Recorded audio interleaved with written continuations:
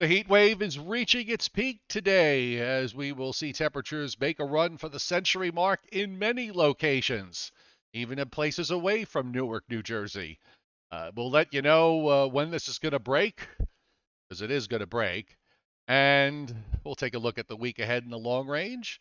All of that and so much more on our Sunday morning Joe and Joe Joe and weather Joe show. Weather Show.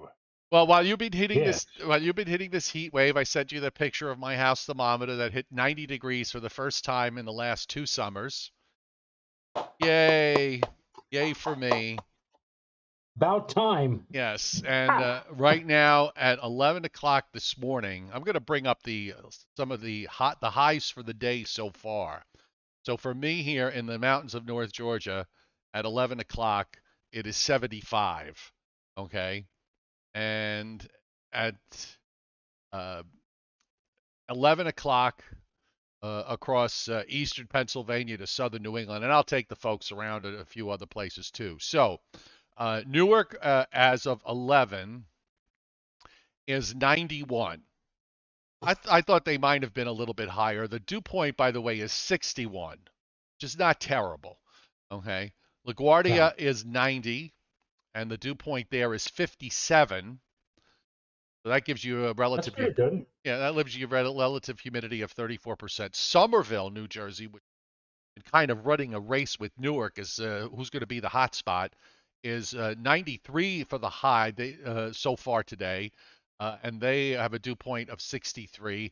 White, well, this is Terrytown, so let me go to White Plains. White Plains, a dew point of 66 with a temperature of 86, and let's go for a little further north. Let's look at Capixie. And Capixie is 88 with a dew point of 65. So those areas that are seeing their temperatures that are still in the mid 80s have their dew points running a little bit higher. Philadelphia 93.59. The numbers there in South Jersey 92 in Mount Holly, 62 dew point. Vineland, New Jersey, McGuire, I'm sorry, 93 with a dew point of 61. Vineland, New Jersey has been another place. Now, here's the thing, Joe.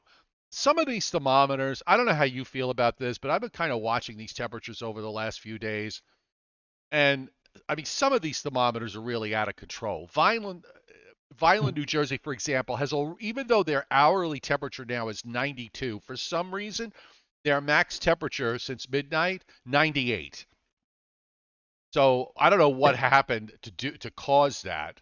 But yeah, Newark's been consistently running about 4 to 5 degrees higher than everybody else.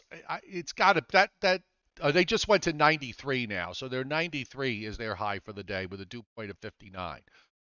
So there must be, if I remember, between the Jersey Turnpike on one side and the airport on the other, and there's like a strip of grass in the middle. That's that's that's I think that's where the thermometer is. I mean, they got to do something about that. That's just it's total. The numbers are just all whacked out. Yeah, they have to standardize somehow these temperatures. But I got to tell you, yesterday I felt like I was back in Las Vegas. The dew point temperature had come down enough to make it absolutely noticeable. As they say, it's a dry heat. And the Newark temperature, which peaked at 101 yesterday, the heat index at the same time at 4 o'clock in the afternoon was 97. The heat index was lower. The feels like temperature was lower than the actual ambient air temperature because it was so dry. Yeah. I don't think we're going to see the same thing though today. I think we're going to see a buildup of humidity, and I think we're going to be back in the same old grubby sauna bath by later this afternoon. I also think there probably will be some pop-up thunderstorms that are going to develop late today. That might also have an impact on high temperatures. 94 right now, but 94 at Boston, the high for the day so far. Fitchburg 93, Hartford at Brainerd Airport, the high 91. Windsor Locks is 90 for the high so far. Vernon Rockville, which is northeast of Hartford, 94. Even southeastern New England, Taunton is at 92 for a high so far. 90 for Marshfield Airport, which is right on the coast. Even Cape Cod, Provincetown, 82, which is they're exposed on water on all sides pretty much. So it's 82 there. Hyena, as I like to call it, or Hyannis, 85. Montauk is 84. And Oh, I'm just trying to check. Now you head down, the numbers actually are lower as you go south. Baltimore 88 for a high at the moment. Washington D.C. Baltimore International is 91 for a high. Downtown Baltimore is well east of downtown Baltimore 88. Washington D.C. Uh, 84 at Reagan International Airport, believe it or not. And yeah, I mean the numbers definitely skew lower as you go south. So the hottest temperatures are basically southeastern, southern New England down to southern New Jersey and southeastern Pennsylvania. it is pretty darn hot. Temperature wise, we're looking at readings that will probably be peaking today. I think you will agree that today it Yes, will see today's the the hottest. peak. Today will be the peak. And then tomorrow, the big question is how much in terms of severe weather is going to be breaking out. Once again, even though there's a broad swath of possible slight chance of severe weather across the mid-Atlantic and into southern New England, the models, the guidance models have not been overly majestic, may I say, in terms of their coverage of possible thunderstorm activity. If it does come, it would be probably later tomorrow into part of tomorrow evening. But it's not one of those situations, Joe, where you have this tremendous squall line coming in on Right. any of the models. It's lagging that. But there will be some hit or miss. And those areas that do see any activity later tomorrow and into tomorrow evening, it ought to be very, very um, um, nasty, may I say. I just looked at the FOOS, the NAM FOOS for tomorrow. The 12Z FOOS has at 36 hours at 8 o'clock tomorrow evening, they have a lifted index of -8. Yeah. Wow. And that's if you want heavy duty storms, that's what you're looking for. That's what you want to see. I personally don't want to see it, but that gives you a clue that tomorrow is going to be wherever the storms pop. It's going to be a very active afternoon and evening. Yeah, it might be to an extent. If you think back to Thursday, where you had these clusters that developed, the way SPC back on Thursday had that the risk, the southern edge of risk into central New Jersey, actually the northern New Jersey, so somewhere just south of, along or just south of Route 78, from there north and east, and they had the slight risk from Connecticut uh, northeastward. The thunderstorms, they did a good job in showing you where the cutoff was. And the storms actually seemed to develop right along or just east of New York City. And then they really got crazy in terms of strength as they moved northeastward into Long Island and southeastern New England. I think that's the kind of thing you'll probably see tomorrow, that you're going to see these, clusters that are going to form in different in certain areas. I don't know what areas they're going to form. That's going to be the big, I guess, the big forecast challenge for tomorrow is trying to figure out where exactly do these thunderstorms form. But I wouldn't be surprised if you wind up, obviously there are going to be places tomorrow that won't see a thing. There'll be other places that will, get hammered. And I probably won't be too shocked if SBC sticks in a very small area of enhanced risk inside that rather large slight risk zone that they have for tomorrow.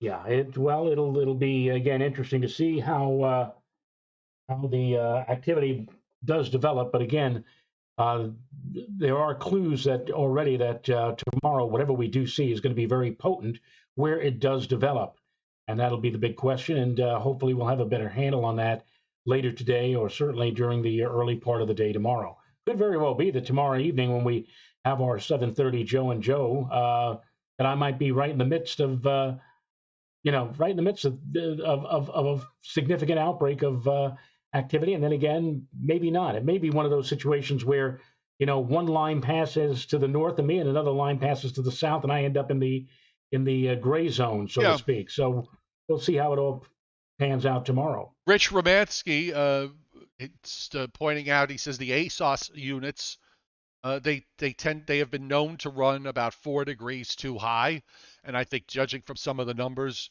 that we've seen, that kind of makes makes sense. I mean, some of these highs, when I look at this, when you go to the hazards chart on the Weather Service, you could set it to just maximum temperature, and it'll just keep changing the number as the max temperature is hit. And some of these ASOS numbers, you'll see an area where everybody's like 93, 94, and then there's a station in there that's 102. So Yeah. they stand out like sore thumbs, and sometimes those numbers, you know, uh, those big numbers start popping up long before the highs of the days are actually reached. So yeah, I'm trying when I'm pulling up these obs, I'm trying to stay away from um, those types of stations and leaning more to ones that I think are a bit more reliable. Paul Roman, by the way, is our first super chat of hit of the day. Thank you, Paul. He says it's for the rising costs of dog biscuits. You ain't kidding. It's cheaper for me. It's basically cheaper for me to feed my dog people food than it is uh, to feed them dog food. But I got a break with Chewy. They didn't raise their prices, and I get a discount for the automatic shipment. So uh, it it, uh, it worked. So far, it hasn't really impacted me too much. Shameless self promotion, but for Chewy, they get a free advertisement here. So why don't we bring up? Let's bring up some maps and see what's happening. There have been Now, one of the things yesterday, there was this big area of thunderstorms yesterday morning that moved through Ohio that looked like a derecho, and it just completely fell apart as it moved further to the east. The stability of the heat, the ridge in the east was playing its role in suppressing much of the thunderstorm activity as it moved eastward. But on the satellite, it's bright and sunny. I mean, you go from Vermont and New Hampshire on southward down the coast. Other than maybe a patchy cloud here and a patchy cloud there, there really isn't much going on. Through Virginia, the Carolinas, down into Georgia, Alabama, it's just nice and quiet here. A lot of blue sky and sunshine. You can see where the front is and the upper trough as it swings across the eastern lakes. Right in here, you got all these clouds that are running from Iowa and Missouri northeastward through the lakes and into parts of western New York, northern Ohio. That's going to start sinking southward, and that's pretty much where our thunderstorms are going to be. But the one thing that might cut off uh, the temperatures is if we start to get some pop-up storms that form, say around 2 or 3 o'clock in the afternoon, just as we're going into the peak highs. That to me is about the only thing that would hold temperatures down today. Yes, I'm just looking at the chat board and I noticed my sister's on, I think. Oh, very So I'm, nice. oh, yes. She says, bro, mom and I say it's too hot. No kidding. Yes. And they're speaking, they're viewing us from the lovely community of Throgs Neck in the Bronx. So welcome to the two of you watching this fine and already too hot Sunday midday, Sunday morning, I always found late that morning. the sea breeze from Long Island Sound there doesn't usually penetrate uh, inland during the summer months. You'll get it to come in the spring, but you really don't see it penetrate too much in the summer months. It's Well, gross. they actually live right on, and it's not Long Island Sound. I had to correct my sister once. What she overlooks? She's in an apartment complex where they overlook a body of water. And I said, no, that's not Long Island Sound. That's Eastchester Bay. Yes. If that makes any sense or whatever like that. But you'd like to see the winds coming off of Eastchester Bay to help cool things up. But right now, at the moment, I can see that there's not much of a breeze anywhere around the immediate tri-state area. Correct. And the radar, there's a couple of scattered cells uh, west of I-81 in Pennsylvania. There's like four of them. They're very small, and I don't even know if they're even reached to the level of a thunderstorm. They may just be a passing downpour. You can see where the action is this morning uh, in southern Michigan, down across northern Indiana and northern Illinois. You're seeing some thunderstorms there. Uh, so for the moment, at least, the radars are nice and quiet from Maine all the way down. Let me see how far south I have to go. Even the whole state of Florida right now, Joe, it doesn't have a thunderstorm. There's some offshore in the Gulf of Mexico scattered around, but the radars are pretty quiet from Maine down to Florida. We've seen, by the way, some busy action as far as showers and storms in the Southwest, where we've been talking about the drought situation and the monsoonal rains of the last 4 weeks or so. And those continue, and there have been some really impressive clusters of showers and thunderstorms that have developed this morning in southern Arizona, so it's a big help to them. Also seeing some showers across Utah, western Colorado, and southern Wyoming, a few in southern South Dakota, a few up in northwestern Montana. So at least in the Southwest, at least the rain is there and is beneficial. All right, so let's look at the Storm Prediction Center and what they're saying today. They've got a general risk of storms from coastal Maine down the eastern seaboard to Florida and back through much of the Gulf states. The severe zone is western Maine, northernmost New Hampshire, a good chunk of Vermont, upstate New York, north and west of along and north and west of I-90. There's even an enhanced risk being indicated in parts from north central New York down to northwestern PA. The slight risk goes all the way back into east central Illinois, so it's a fairly large area. And then for tomorrow, and this is what we're paying attention to here for tomorrow. They put up the slight risk yesterday. They've kind of left the forecast alone as far as the risk is concerned. I think they'll wait till tomorrow morning to decide whether they're going to maneuver this a little bit, upgrade or downgrade, or just maybe tuck it in a little bit east or a little bit west. But we got slight risk basically from southeastern and southern New England all the way down into northeastern Virginia. By the way, that the tornado risk tomorrow is 2% from central New Jersey to southeastern New England. So my thinking is that maybe they might stick a small area of enhanced risk in here. The scanning real quick for tomorrow in advance of the front, a very moist air mass, widespread 70 dew points, and PW values near 2 inches. Precipitable water value near 2 inches will be in place. Cloud cover, morning precip could tempt. That's a one thing to look for. If there's cloud cover tomorrow, if there's a little bit of morning stuff that pops up that cuts off a little bit of the daytime heating. The Cape values are supposed to go from 1,500 to 2,000. That's pretty high for the Northeast, and locally higher.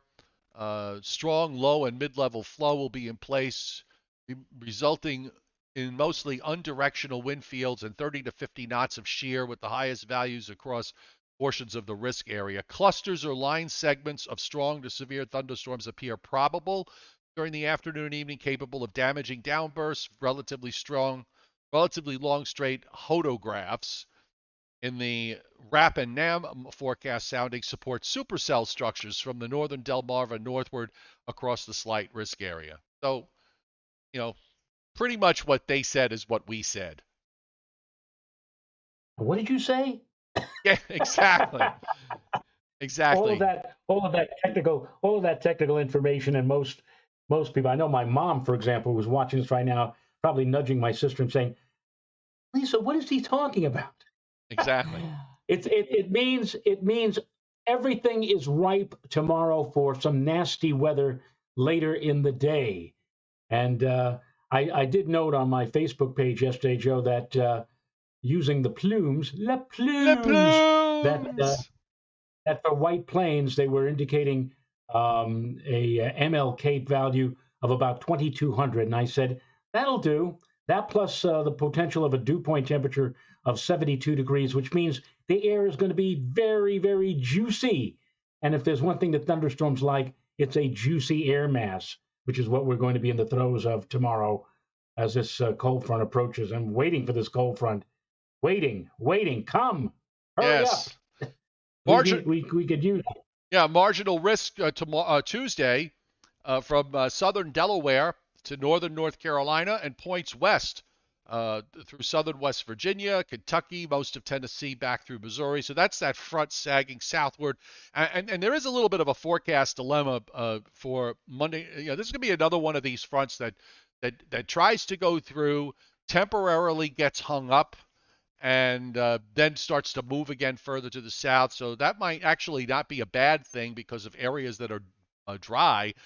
They may wind up perhaps seeing a prolonged period of showers late Monday night or to Tuesday morning, especially I would say probably south of New York City, and more favorable, say, from Philadelphia southward toward Washington, D.C., Baltimore. So it'll be at least a plus there. And while SPC does not have anything in their long range, I was kind of looking toward the end of the next week, Joe, toward maybe the next front that follows looks to be maybe Thursday, and there's a nice upper trough with that. So it's always a good clue for me to kind of look at that and say maybe there'll be some severe weather risk again at the end of the week. You know, the SPC, the WPC rainfall forecast has been pretty much a half to three-quarters of an inch for days and days now over 7-day periods. And again, this is all convectively driven. So you get stuck in a thunderstorm that puts down a quick couple of inches of rain that makes this forecast, makes this forecast not correct in a sense. But just remember that when you're talking about convective stuff, it's impossible to pick up varying points that are going to wind up with a couple of inches and other places that are going to wind up with far less.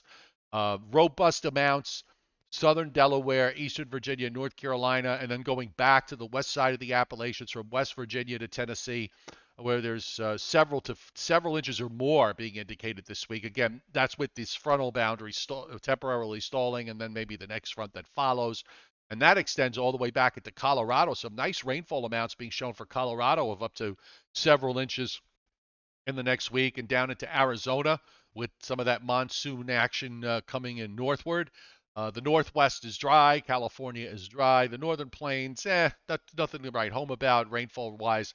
And the same goes for the Great Lakes. So going forward, I'm going to jump and look at the tropics. I pulled up, by the way, because we're getting out. It's July 24th, so pretty soon we're going to start to see things start to change a bit in the tropical Atlantic. Now there are a couple of waves. There's one that's moving off the African coast, like this really broad area of clouds that is almost 10 degrees across, if not more.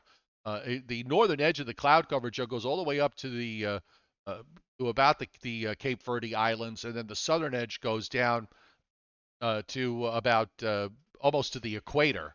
So it's a fairly large, there's a lot of cloud cover and moisture. So the rainy season in Africa is probably getting underway. So we're going to start to see some stronger waves move off. Also, the other thing I would point out on this shot, and I put this just a straight shot rather than a full loop, is it looks like the dust area has diminished considerably from what it was. There's not a whole lot of African dust out there, especially toward the African coast.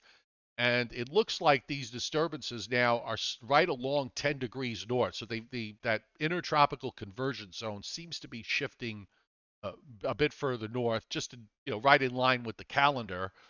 So the next question is going to be regards to wind shear, and when the shear, which has been prevalent out in the tropical Atlantic, when that goes away.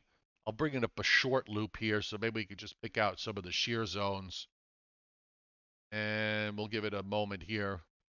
Some of this is shot. The first shot that's on the screen was just sunrise. See if we can get this thing to, there it goes, starting to move. So I'm just noticing here from the short frame, Joe, that there's not a whole lot of shear. I mean, there's some, but it's not like what it was. So the shear is diminishing. So that may start to open the door for tropical cyclone development in the next couple of weeks. But nothing is imminent in the next 5 days per the National Hurricane Center. Well, we've been saying that the month of July, in terms of hurricane activity, tends to be a slack type of month. In other words, a month where not much in the way of activity takes place. And just to demonstrate this to you, I took a look. So far in 2022, we have had all of 2 named tropical systems. Bonnie, which was on the first day of July, and that, of course, if you remember, crossed through the Central America into the Pacific and became a very potent Pacific storm, but it was only officially an Atlantic storm for 1 day. And Colin, which was around for the 2nd and 3rd of July. So far, in this month of July, we've had 21 days in July with no tropical activity whatsoever. Now, take a look at what happened in 2021, just 1 year ago. We only had one tropical system in the Atlantic. That was Elsa, and Elsa was around from the 1st through the 9th of July, but the rest of July, no storms whatsoever, no named storms. So right now we're tied really with last year for the number of days without a tropical system in the Atlantic Basin, 21. Of Right. course, we'll break that tomorrow when we go into tomorrow. We'll make it 22 days and we'll surpass what we went through last year and probably a few more days beyond. Now, in 2020, oh, that was quite a year, if you remember, for a lot of things. In July of 2020, we had not one, not two, not three, but five tropical systems named storms. We had Edward, we had Faye, we had Gonzalo, Hannah, and we finished off the month with, yes, you remember, Isaias. And so we had 16 days, 16 days where there was no tropical activity in the Atlantic, but yet in the other 15, we did have five named storms. And one more year back, 2019, Barry. And Barry, we had from the 11th through the 15th of July. And we actually had, in that month of July of 2019, 26 days without any tropical activity. So you could see that what we're seeing right now, as quiet as it is not unusual. If you overlook 2020, and even there, we had more than half the month without any tropical activity. You could see that July is not exactly an active month, but I'm sure that it will get active again as you pointed out, Joe, as we get into August, and especially the peak month, the month of September, and we'll see what the tropics have in store for even our area in the coming weeks and months ahead. Yeah, I got a message from Bill Goodman, who, by the way, congratulations. He just became a grandpa today. So we wish Oh, his his daughter and son-in-law and uh, new granddaughter all the best. And he joins the grandpa club. He shot me a message saying that the models, particularly the European, look a little bit intriguing in the longer term with regards to tropical cyclone development. So he may make an appearance one day in the next week or two. He's got a wide open door, as he knows. So he's going to let me know when the right time comes. We'll have him on as a guest. Leon Probitsky hitting super chat this morning. Thank you, Leon. And the chairman, Scott Briller, hitting super chat, and he reminds us that we didn't have thunderstorms when he was governor. Yeah, exactly. Oh, good Lord. Okay, so let's take a look at what's going on in the long range. Quick look at the connections D tele or the teleconnections, and Mr. P&A, the Pacific North America Index, which has been let's see, it's actually in a +1 position, which is showing us that there's more ridging in the west than there is troughing, and there's more troughing in the east as opposed to ridging, but there seems to be just enough ridging and not enough troughing, so that we have gotten into this heat wave. Which, by the way, I mean to be open about it, was fighting against it for so long, and it just kind of it was there under my nose, and I missed it, and my apologies. So sometimes you get. I always talk about the trend being your friend, and you sort of have to prove it to me, and it just kind of proved it to me so quickly that I didn't even catch it. Lesson learned, and then on to the next one. The P&A, by the way, is forecast to drop to actually slightly negative as we go into the beginning of August, which is going to favor a little more troughing in the west and a little more ridging in the east.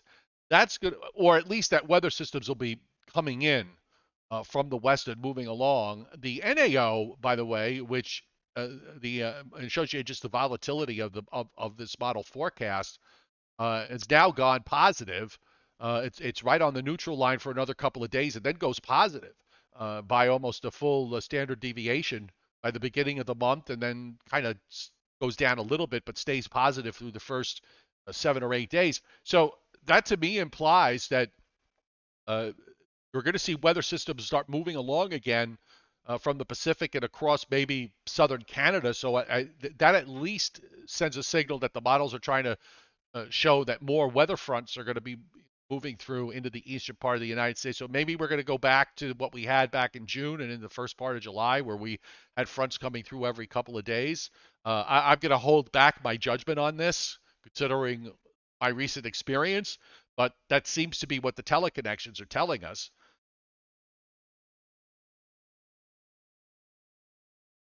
Yeah, I'm sorry, Joe. For those Joe and Joe watchers who have been with us since the beginning, and now we're going on what 4 years that we've been doing this. At least. For those who have been with us all that time, they have already seen this this clip.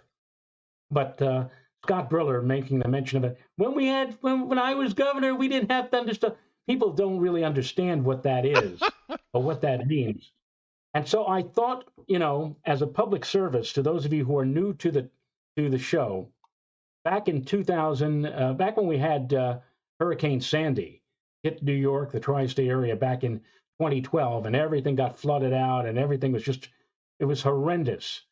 And we had our then governor of New York come on and do a news conference, a press conference, to explain how certain things were going on.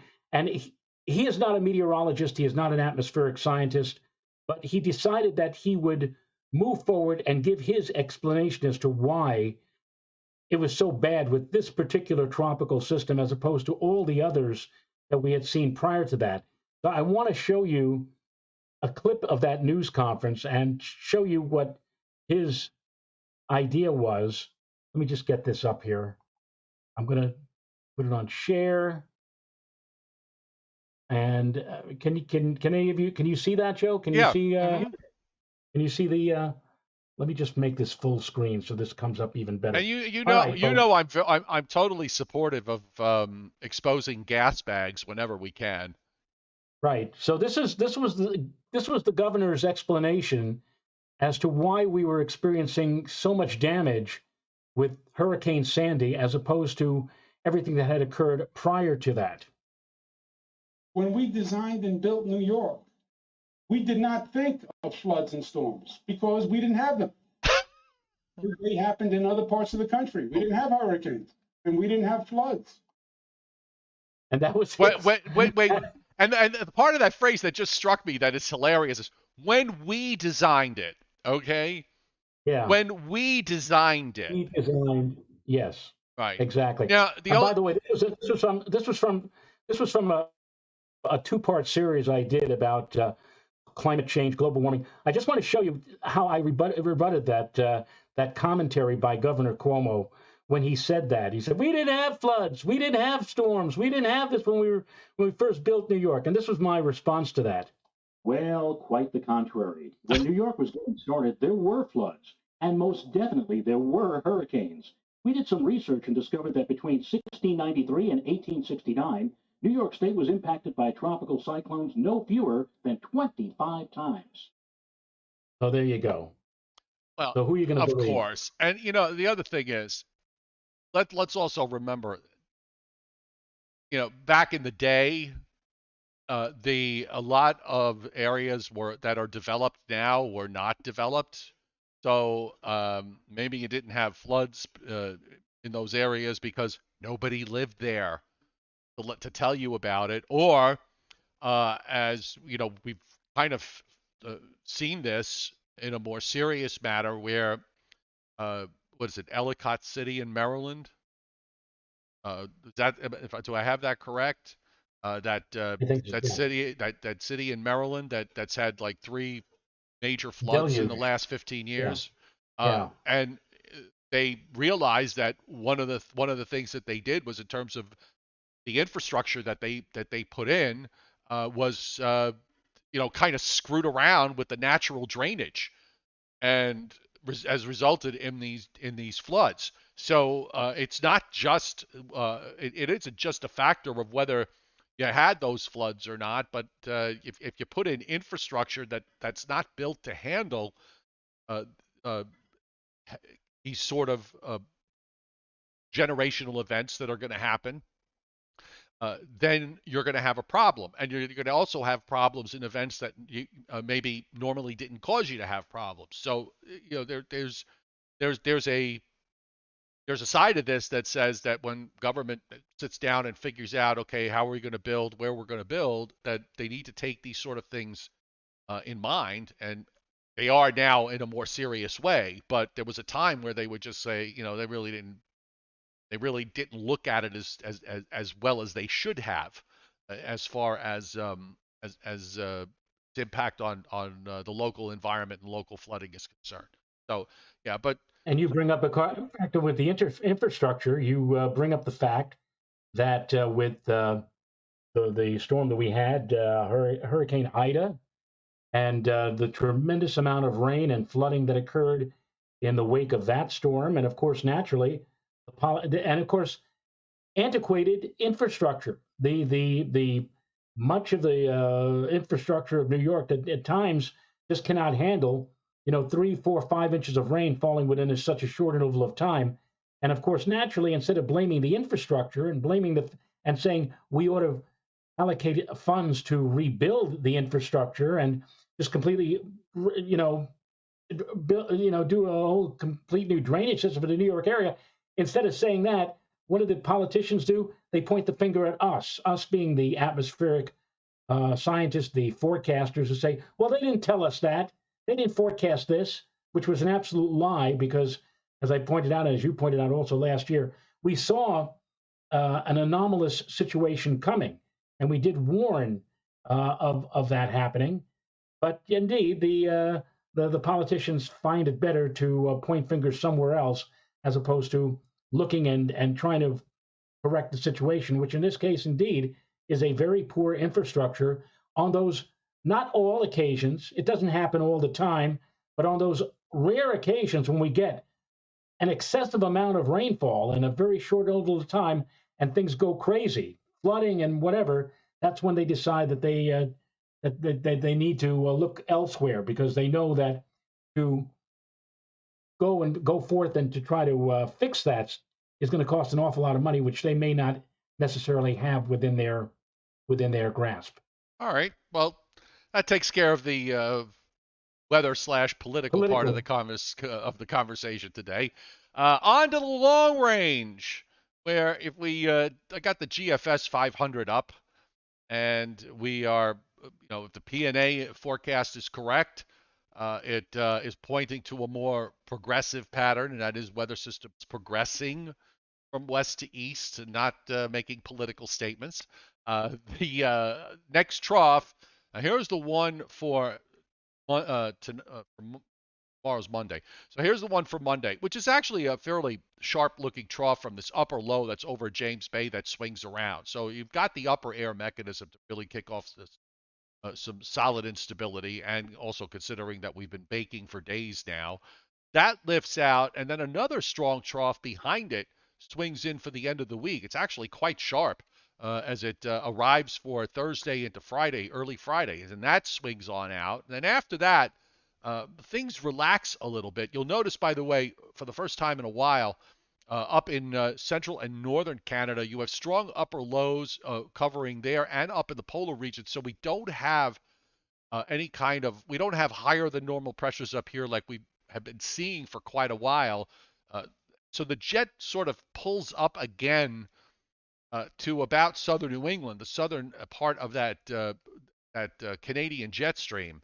So that probably would indicate that we'll get into some heat again. Now, whether it's prolonged heat or as fierce as this heat wave remains to be seen. There are other short waves in the flow that come into play as we head through the latter part of the first 7 days or so of August. And the ridge starts to shift westward back into where it has wanted to be, the upper high, back into the southern plains and the lower Mississippi Valley right in here in the longer term. So we're just going to kind of be on the edge of this after these troughs do their thing this week. And that's assuming, of course, that the GFS is correct in the longer term. If we pull up the European, I think Joe has a bit of a different view here. Well, let's see if it does. I'm speaking too soon. So here's the first trough as the maps load. So the first trough, of course, plays out pretty much the way the GFS has it. Here's the second trough with an upper low that drops into the western lakes. It's actually a bit sharper on Thursday from the lakes down into Illinois and Indiana. That lifts out. And then there's another one that drops in for the first few days of August into the east. At least it lowers the jet stream far enough south to keep us out of the superheat and humidity. And the upper high migrates westward to Colorado and Utah. So the European has a bit more of a different look to it than the GFS does. And of course, by the way, bear in mind that we are going to, we're now going to start coming into the time frame where models are going to start spinning things up. So I would just say in the tropics. So I would just say, in terms of how you look at it, you want to see the models, you want to see confirmation, okay? And it's hard to really get a grasp of which model is going to be behaving itself, who's going to be performing better until you start actually get weather systems to develop. We've seen the GFS so far this tropical season, at least the early part, where it spun up tropical systems that never wound up developing. The only ones that did develop were the ones that were confirmed by the Europeans. So I think what you want to look at is when both models are showing something.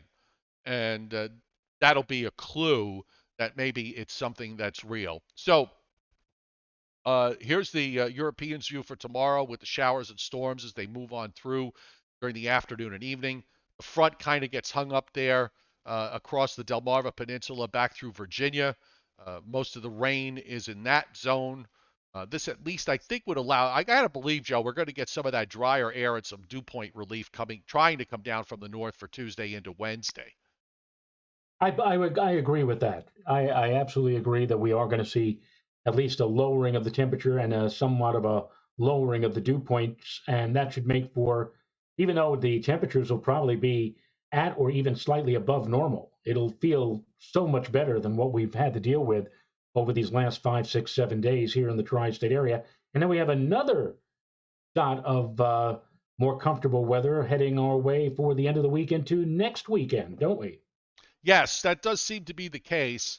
I just wanted to take a look, go close up here for tomorrow. Just to look, the new GFS is out. I wanted to see what kind of a 700 millibar. I always like to look at the 700 millibar jet as a good indicator of how much wind shear you have. And this is for today. There's those little clusters that you see here would argue for the idea of some pop-up storms later today into tonight.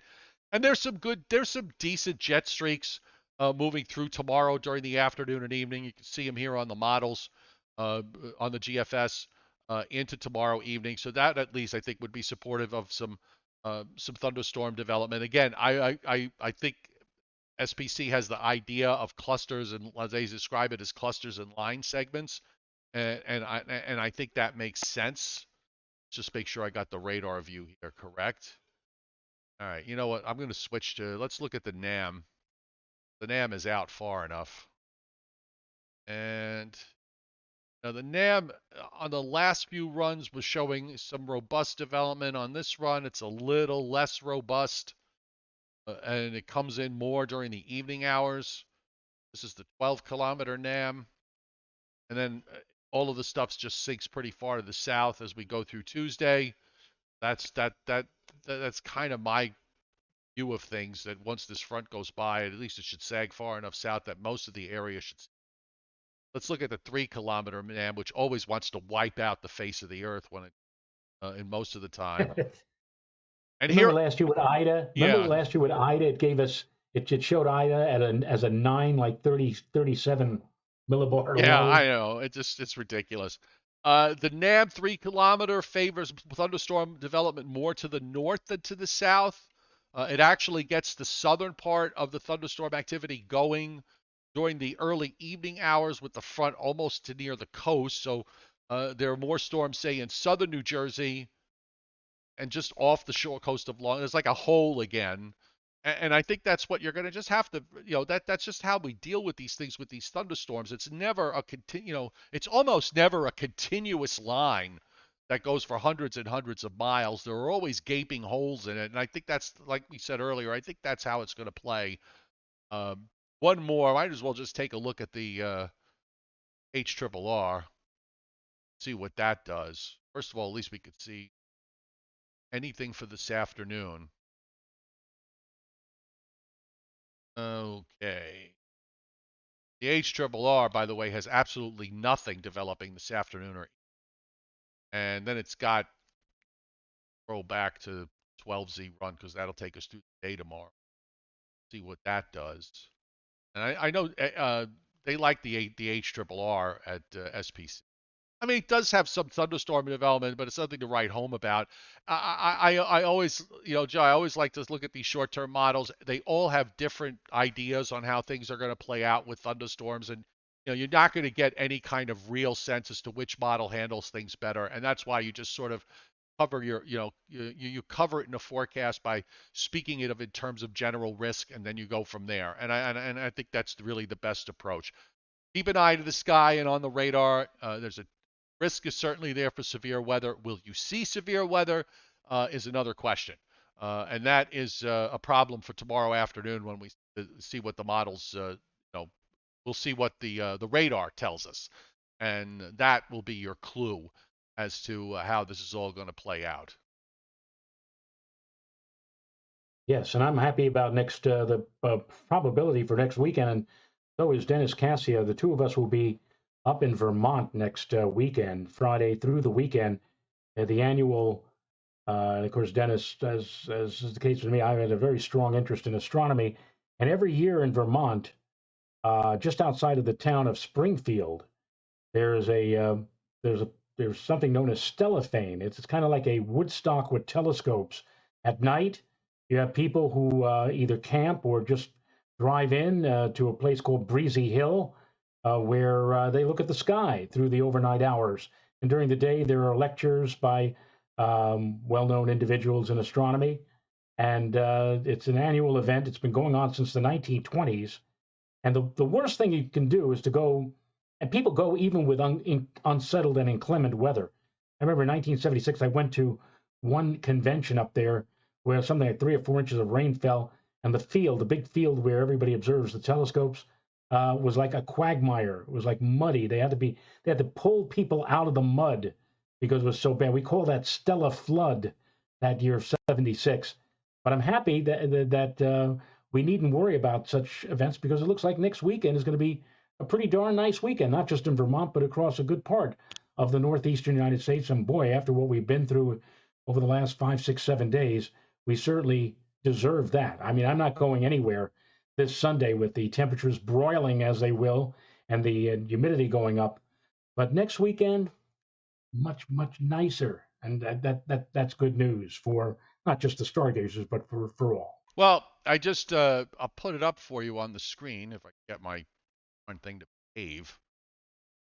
Seem to be doing all of a sudden. So if I can finally get it there. Yes, I do have it. So you'll be happy to know, Joe. I'm looking at the dew points here. So first of all, as far as the first front is concerned, there is significant dew point relief. By the way, we should mention talk about the fact that parts of upstate New York, particularly in the western part of New York State, has been very hot and very dry. The drought situation there is getting serious, and they really could use a nice, good soaking rain. However, with the pattern the way it is, it's hard to see how that's going to happen with weather fronts that just moving along and not stalling out. That said, you can see the dew point relief that comes for Tuesday into Wednesday. It gets down almost to about, it kind of cuts off when you get into Maryland and Delaware and southernmost New Jersey. And it's hard to know whether that's the exact line or not. But, New York City, for example, goes from a 71 dew point tomorrow evening to a 51 dew point by Tuesday afternoon. And most of the dew points across upstate New York and New England are in the 40s and low 50s. And that sort of hangs around into Wednesday. Then you get the next surge of humidity and maybe a little bit of heat going into Thursday, where the dew points climb back up into the 60s. Don't seem to be shooting up quite as high as they are going to be shooting up into tomorrow.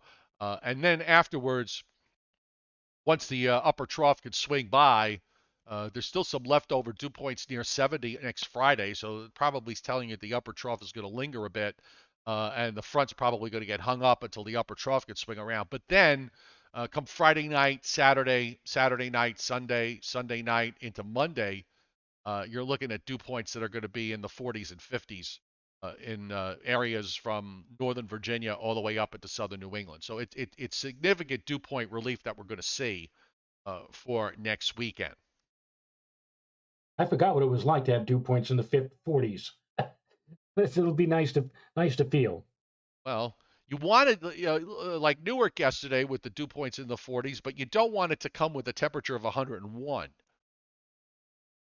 Right, and I said off air to you that yesterday it felt in a way like I was back in Las Vegas, and somebody said, "Yeah, it's a dry heat because of the drop in the dew point." I said I agreed with that person to only just so far, because you see and it was 104 when Renata and I were in Las Vegas in late May, 104 degrees, but the dew point temperature. I said if we had a dew point in Las Vegas of 47, like they had in Newark yesterday, the people in Las Vegas who live there year round, they would be saying, "Oh my God, it's so humid. It's not only hot, it's humid. It's so sticky out there." 47 in the desert Southwest is miserable, or at least for them, because everything is relative. For them, like when we were out there and it was 104, I think the dew point was 20, and the relative humidity was like 7%. I mean, that's dry heat. I mean, yesterday in Newark, the relative humidity, when you had a dew point of 47 and a temperature of 101, the relative humidity was 18%. That's dry for us. But if you live out in the Southwest where it's dry all the time, very dry all the time, it would have felt rather humid. So again, everything is relative. It was not so bad to be out yesterday. I was with with Renata, and we were, she was out picking tomatoes and string beans or whatever in the late afternoon. And I said to myself, it's hot, but it's not really all that bad. Today's going to be a different story altogether, what with the temperatures and the humidity taking a rise upward. So just get through the day today. Tomorrow comes the storms and better things to come for Tuesday and Wednesday of this week. By the way, the heat in the southern and central plains and lower Mississippi Valley, I'm going to run this. I'm just going to manually run this loop. So you're looking at the highs forecast. These are temperatures for this afternoon at 2 o'clock Eastern time, 1 o'clock Central. So obviously the highs in the central time zones are going to be a couple of degrees higher than indicated here. You can see where the hundreds are in southern Missouri, southern Kansas, and points southward into Texas and Louisiana. Now, as we move through this week, you'll notice that that area is slowly shrinking southward, and I do mean slowly. So here's Monday, and you see where the hundreds are. It kind of cuts off there in southern Kansas. Here's Tuesday, sort of still there in southern Kansas, but we don't see it expanding northward back into the lakes and into the northern plains. Here's Wednesday, so now you're pushing it down more into Oklahoma and Texas, Arkansas. I mean, it'd be nice if we could just kind of push this all the way down, but that's not that is really a very tall order. Thursday, again, pushes a little bit further south in the southern half of Oklahoma, so you start to get some relief pushing down through southern Kansas and southern Missouri. Friday, it pushes down even further. In fact, a good chunk of the numbers in Oklahoma are in the 80s and 70s, with the hundreds in Texas. So you can see it's very hot across the Gulf states and into the southeast.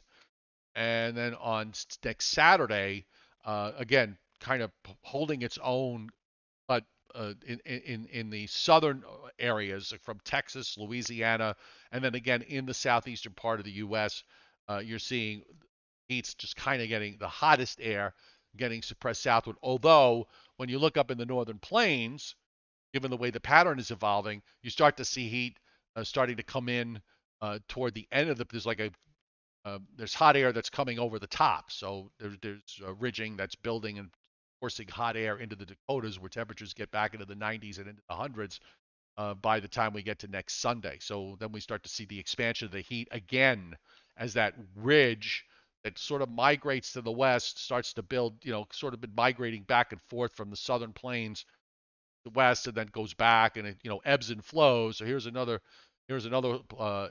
time where it's sort of strengthening again as we move into next week, the week of August, about the week of August 1st, and then kind of is out there for the first 4 or 5 days of August.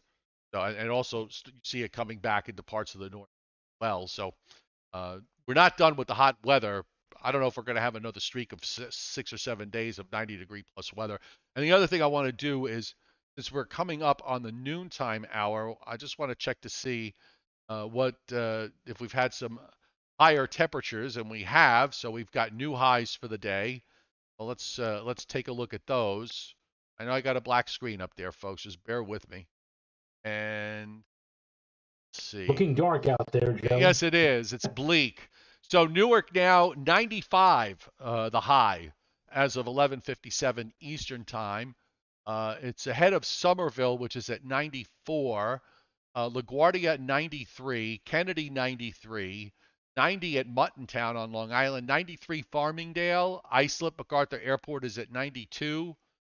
By the way, I don't understand why they always have on the maps, they got the Islip plot is like right down on the coast when the airport is actually about halfway between the north and the south shore. I'm not sure what geographic point, because there's the town of Islip and then there's the airport. And the airport is actually north of the town. So the town of East Islip, for example, I mean, it's all down right near the coast. I don't know. I guess that's the reason why. Gabrisky Airport is at 88. 97 at Philadelphia in Northeast. 93 at Philadelphia International Airport. It's mostly upper 80s and low 90s for the highs of the day so far in southern Pennsylvania. Let's look by you, Joe. 90 now at White Plains. Just hit the big 90 there. 91 at Poughkeepsie, Dutchess County Airport. LaGrangeville is 86. That's got to be topography issues there. And we'll go a little bit further north. Albany, shot that Albany might get to 100 today, which they haven't done in a while. 91 right now at Albany International Airport. 97 at Beverly Airport in Massachusetts. 95 in Lawrence. 97 Lawrence Hanscom Field Airport. 97 at Logan. Wow. That's a tough number for the noon. And we've got Norwood at 97, 96 in Taunton, 95 in Plymouth, 90 in Kingston, Quonset in southern Rhode Island, Pawtucket, 90, not too far from Providence, 94 at Vernon Rockville, northeast of Hartford. Brainerd is 93, 92 at Windsor's Locks. Or as we like to call it, Joe, where are your socks? Where are your socks, Connecticut? So the race to 100. Oh, by the way, Southern New Jersey. 97. Mount Holly is 97.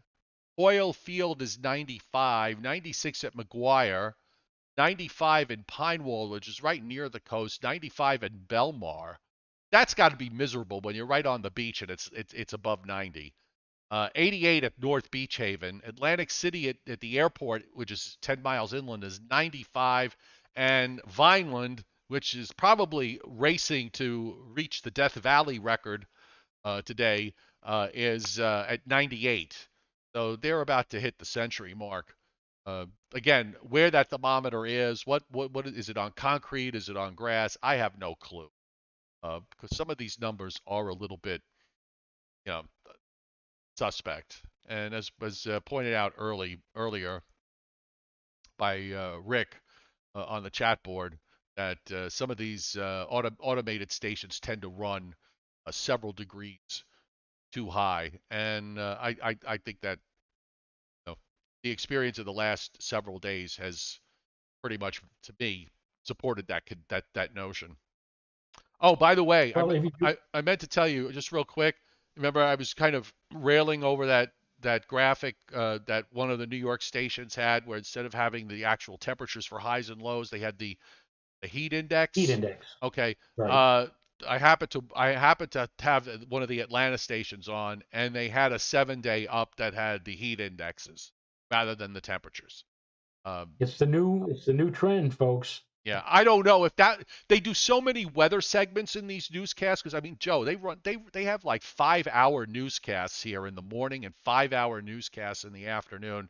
So they do so many of these short weather segments. So I don't know that later on in the show they do a 5-day and a 7-day with just temperatures on it. I'm going to give them the benefit of the doubt that they do. But the weathercast that I saw had the heat indexes, and then of course the appropriate common sense warnings that you shouldn't really have to tell people, but apparently they feel the need to tell you: don't walk your dog when it's that hot. Don't, you know, don't. Well, I'm not trying to make a joke out of this because it really isn't funny because people do, they leave their animals in the cars with the windows up. Uh, They leave their babies. yeah. They Here's leave you know children, here's here infants in car seats. here's the thing I don't get because a lot of cars, the newer cars, they can leave the car running while they run into the store, and they leave their animals in there with the car running and the air conditioning on. I don't know. I don't have that in my vehicle.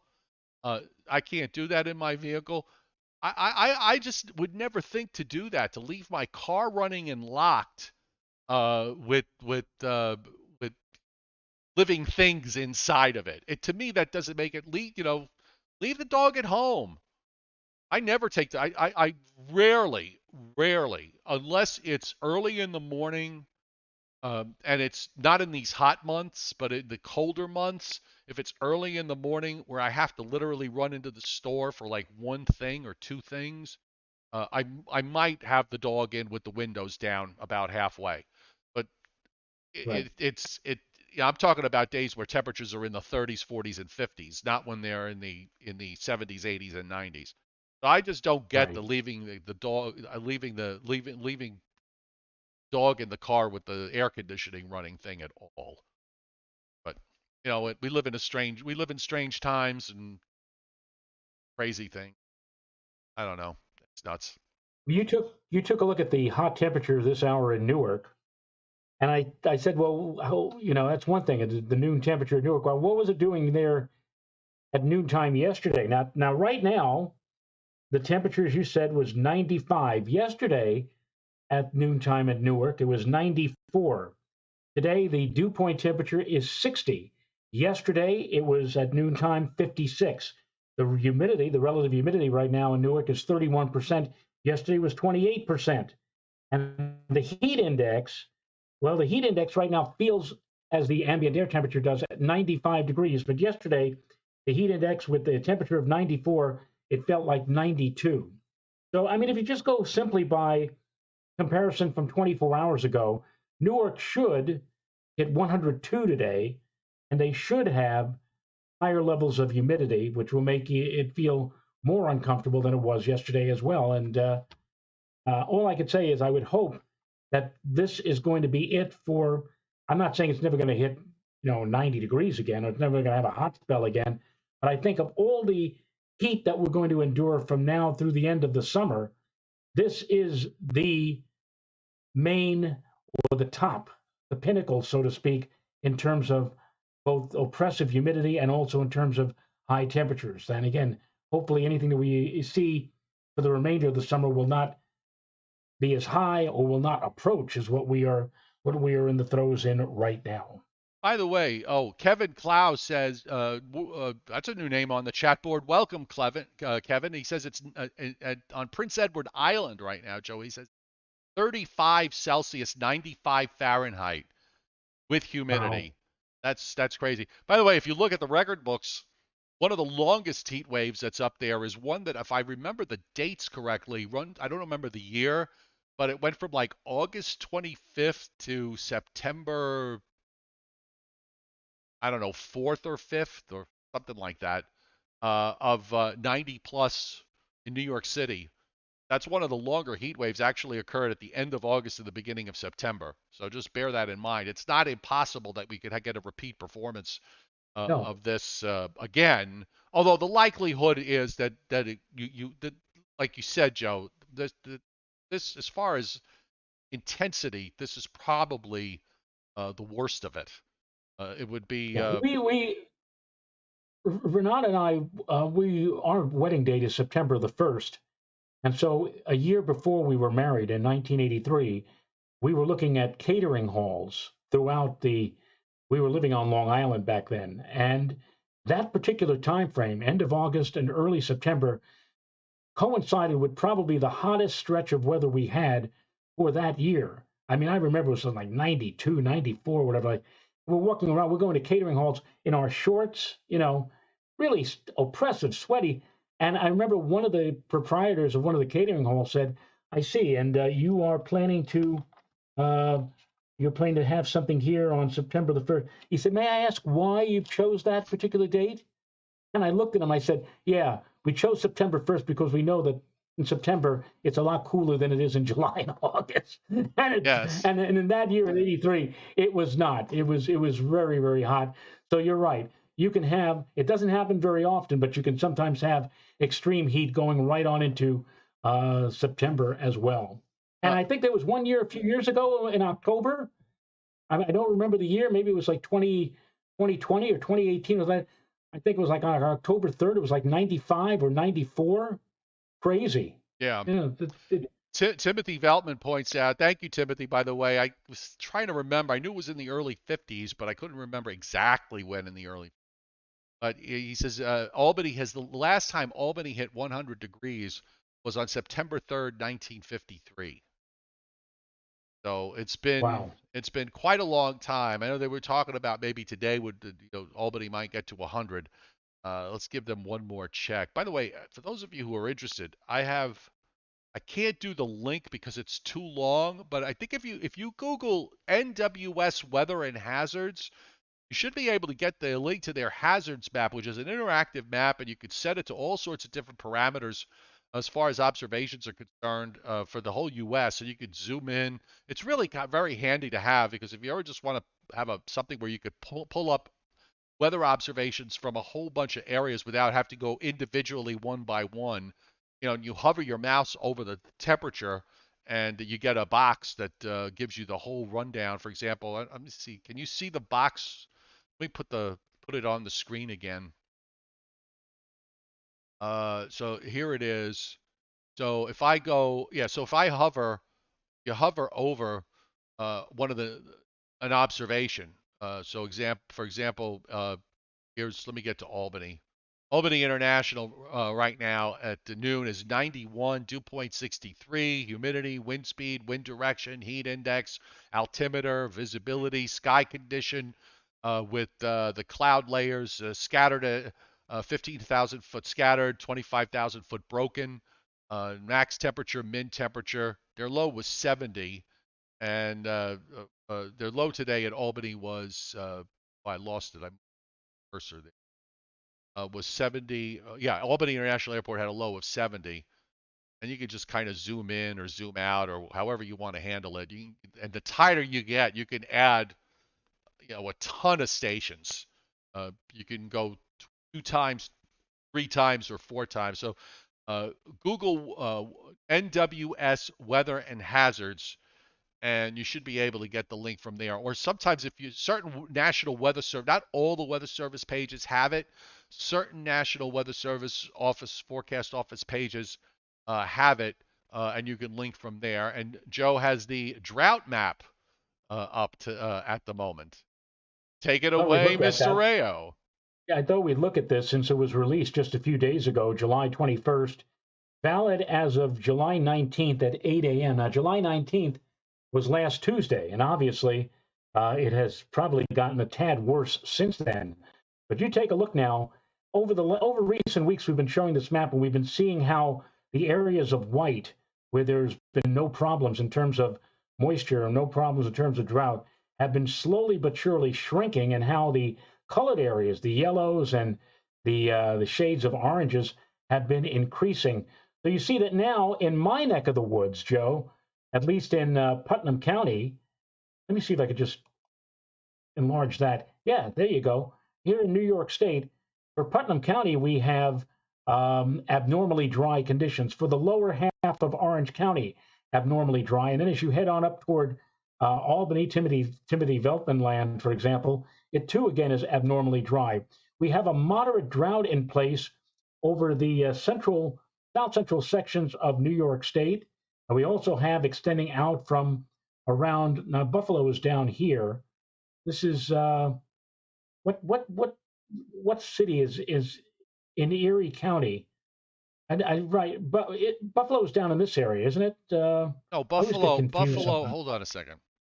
Hang on, I got to get you on a wider view so I can see what.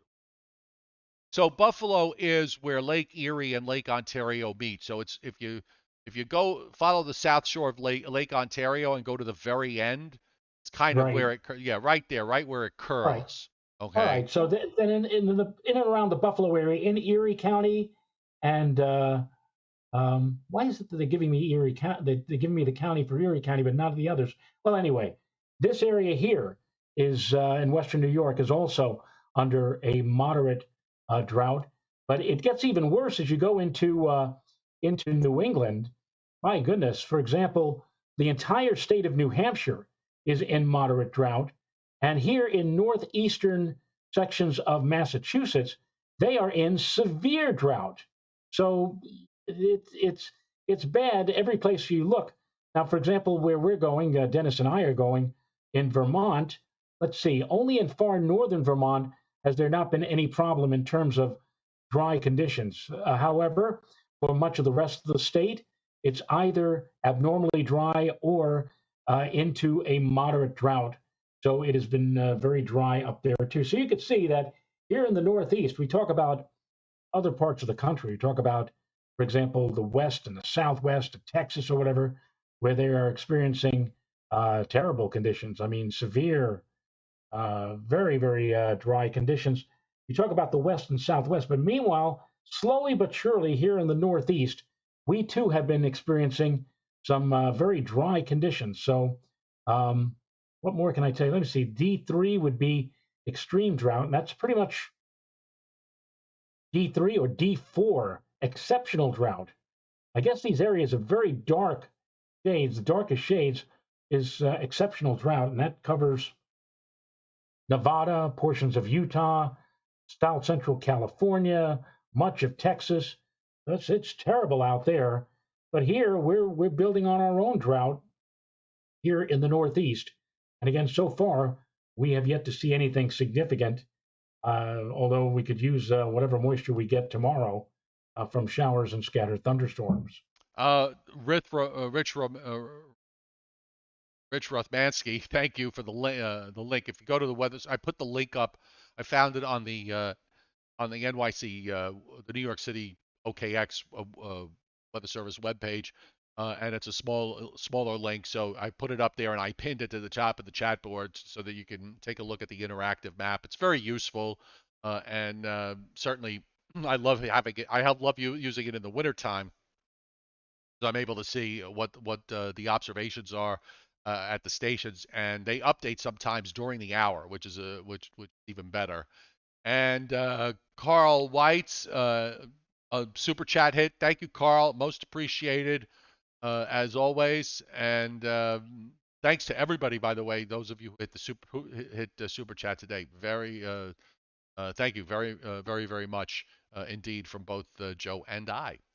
So Yes. anyhow, we've ran the show an hour and 15 minutes. Normally we would transition over to a cooking Jeopardy segment with Mrs. Rayo, but Mrs. Rayo is not feeling well, so we're going to postpone that until she is fit and fiddle to be able to be able to do it. So get well quickly.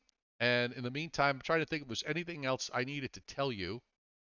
No, there isn't anything else I needed to tell you. I'm just nice and cool in my air-conditioned uh, room today, my air-conditioned cabin, and I'm going to wait till later this afternoon and maybe go to the park and walk a little bit because I got my foot back in in mostly full working order. Start to test it a little bit, but I won't go. I promise not to go off the deep end. And since Joe, I'm going to be probably away next Sunday, and you mentioned Bill Goodman, maybe next Sunday you might want to pin Bill down and see if he's able to team with you to be the Joe and Bill show next You know week. what? I will pass that along to him. So we'll maybe go down that road and have Bill Goodman on as guest host. Yes, Yes, exactly. All right. I was going to suggest Joan Rivers, but she's not with us No, anymore. she isn't. Okay, Yeah. that's it.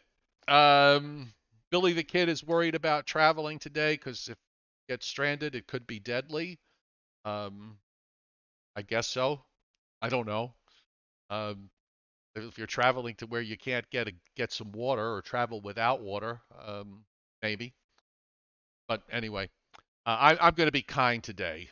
Uh, People are laying their apocalyptic views of life. I'm going to let that pass, and I'm not going to go off the go off the deep end. All right, so everybody have a great afternoon. Stay cool. If Get yourself to the beach. Oh, that's one thing I just wanted to touch upon. I'm amazed. I am absolutely amazed at the and I look. This is totally a media driven BS story as far as I'm concerned.